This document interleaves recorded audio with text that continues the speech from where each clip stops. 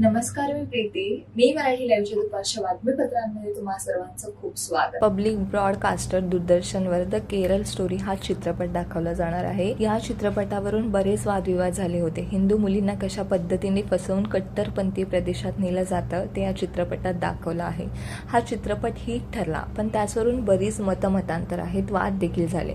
आता केरळचे मुख्यमंत्री पिनराई विजयन यांनी दूरदर्शनवर द केरळ स्टोरी चित्रपट दाखवण्याला विरोध केला आहे.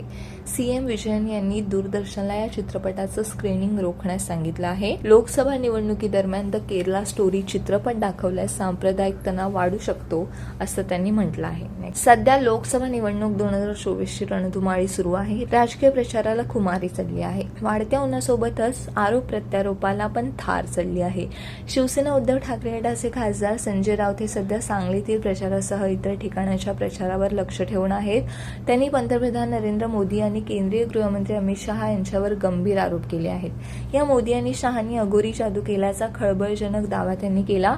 त्यांच्या या आरोपानंतर नव्या वादाला तोंड फुटला. त्यावर आता सत्ताधारी गोटातून काय प्रतिक्रिया आहे ते लवकरच समजेल. आपला विरोधक खूप स्ट्रॉंग आहे आणि त्याला आपल्याला पाडायचं आहे, असं करूनच त्या ठिकाणी आपल्याला पाडायचं आहे आणि आपण जिंकायचं, अशी आमची भूमिका असणार असल्याचं ठाकरे गटाचे नेते चंद्रकांत खैरे यांनी सांगितलं. तर संपूर्ण महाराष्ट्रात लोकसभा निवडणुकीत उमेदवारी देण्यावरून महायुतीचा गोंधळ चालू असल्याचे चंद्रकांत खैरे यांनी सांगितलं.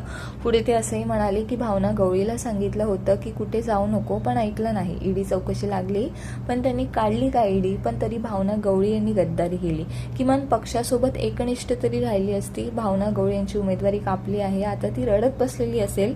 मी भावना गवळी यांना सांगितलं होतं की कुठेही जाऊ नका, पण त्यांनी ऐकलं नाही, असं चंद्रकांत खैरे यांनी म्हणत निशाणा साधला.